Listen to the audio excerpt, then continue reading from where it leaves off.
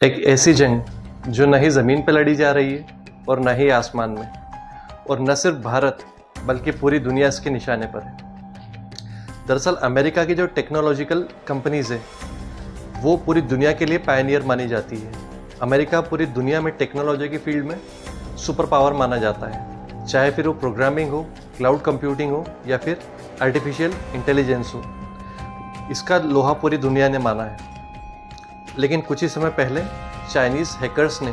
Silently एक operation चलाया और निशाना बनाया अमेरिका की इन टेक्नोलॉजिकल कंपनीज़ को, और इस ऑपरेशन का नाम था सॉल्ट टाइफून, जिसके अंतर्गत चाइनीज़ हैकर्स ने अमेरिका के जो पूरा टेलीकम्युनिकेशन नेटवर्क है उसके ऊपर अटैक कर दिया। और इससे न सिर्फ अमेरिका बल्कि पूरी दुनिया हैरान रह गई। और यहाँ से चाइना जो है पूरी दुनिया के साथ साथ भारत को भी एक सिग्नल भेजता है कि यदि अमेरिका की सुरक्षा की दीवारें सेफ नहीं है तो सोचिए फिर भारत का क्या होगा। दरअसल इंटरनेट के जन्म के बाद ही एक और नई बैटलफील्ड तैयार हो गई, और इस बैटलफील्ड का नाम है साइबर वॉरफेयर। और इस वॉरफेयर के अंदर अमेरिका जो है वो चाइना से पिछड़ता हुआ नज़र आ रहा है, क्योंकि चाइनीज़ हैकर्स ने न सिर्फ अमेरिका के टेलीकम्युनिकेशन पूरे नेटवर्क को, बल्कि उनके डैम्स, उनके एयरपोर्ट्स, उनके हॉस्पिटल्स, यहाँ तक कि उनके जो सिक्योरिटी नेटवर्क और इंफ्रास्ट्रक्चर है उसके ऊपर भी साइबर अटैक्स कर दिए। और ये सिग्नल दे दिया कि अमेरिका का पूरा इंफ्रास्ट्रक्चर अब सिक्योर नहीं है और वो चाइनीज़ कंट्रोल के अंतर्गत है। और इसी के साथ साथ ये भारत के लिए भी यहाँ पर एक पैगाम है, क्योंकि भारत का 5G नेटवर्क हो या फिर हमारे जो रेलवे सिग्नलिंग हो या फिर टेलीकम्युनिकेशन हो, इन सभी के अंतर चाइनीज़ स्पेयर पार्ट्स और कंपोनेंट्स का यूज़ किया जाता है। तो भारत को यहाँ पर ये सोचना होगा कि क्या चाइना के इन अटैक से भारत सुरक्षित रह पाएगा, क्योंकि चाइना ने ये जो साइबर अटैक किया है ये सिर्फ स्पाइंग या जासूसी के लिए नहीं किया है, बल्कि उसने ये एक एग्रेसिव कैपेबिलिटी हासिल करने के लिए किया है कि यदि वॉर की स्थिति आ जाए तो चाइना अमेरिका के इस पूरे इंफ्रास्ट्रक्चर को ठप करके रख सकता है और उसके ऊपर एक एज हासिल कर सकता है। दरअसल कल्पना कीजिए कि यदि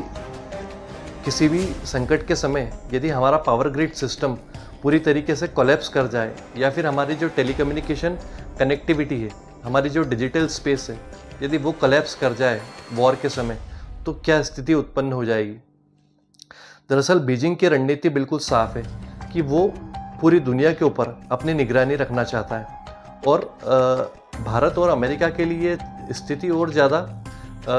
चिंताजनक इसलिए हो जाती है क्योंकि अमेरिका और भारत दोनों ही डेमोक्रेटिक कंट्रीज हैं,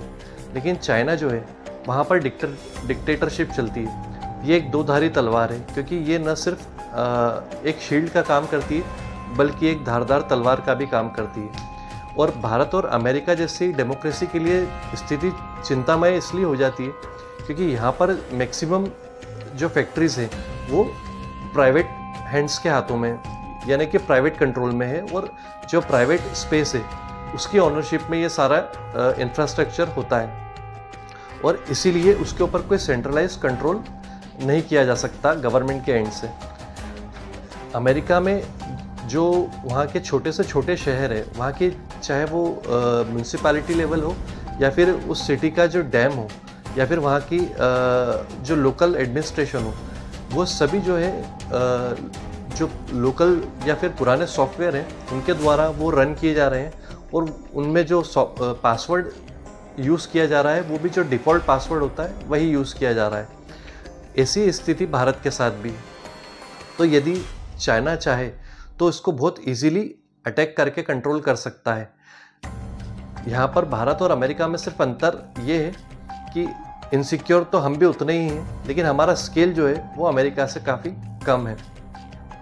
और चाइना ने इस सभी काम के ऊपर बिलियंस ऑफ डॉलर का इन्वेस्टमेंट किया है इस एग्रेसिव कैपेबिलिटी को हासिल करने के लिए।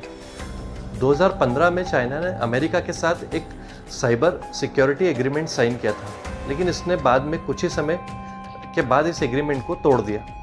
भारत को भी यहाँ पर यह देखना होगा कि चाइना के साथ इस तरह का यदि कोई साइबर सिक्योरिटी एग्रीमेंट भारत करने की सोच रहा है तो वो सिर्फ समय की बर्बादी है, क्योंकि चाइना कभी भी अपने किए हुए एग्रीमेंट को उससे मुकर जाता है, उसको कभी भी फॉलो नहीं करता। वहीं पे यदि चाइना यदि ताइवान के ऊपर अटैक कर देता है तो उस केस में वो न सिर्फ वहाँ पर सेना तैनात करता है, बल्कि वो वहाँ के जो पावर ग्रिड है, वहाँ का जो टेलीकम्युनिकेशन नेटवर्क है, कनेक्टिविटी है, और उनके रेलवे इंफ्रास्ट्रक्चर और जो एयरपोर्ट्स हैं, उन सभी को वो ठप करने की कैपेबिलिटी रखता है। कल्पना कीजिए कि यदि यही सब वो भारत के साथ करे, जहाँ पर वो एक तरफ अरुणाचल प्रदेश और लद्दाख में अपनी सेना को तैनात कर दे, वहीं दूसरी ओर भारत का पावर ग्रिड, हमारा टेलीकम्युनिकेशन नेटवर्क, हमारे पोर्ट और एयरपोर्ट्स को टोटली हाईजैक करके उसको कंट्रोल कर ले, तो उस केस में क्या स्थिति उत्पन्न हो सकती है। वहीं पर जो इन सब से निपटने के लिए अमेरिका जो है हाल ही में डिजिटल ट्विन सिस्टम और स्ट्रेटजी के ऊपर काम कर रहा है, जिसके अंतर्गत इस जो भी इंफ्रास्ट्रक्चर है इसकी एक वर्चुअल कॉपी बनाई जाती है और सिमुलेशन के द्वारा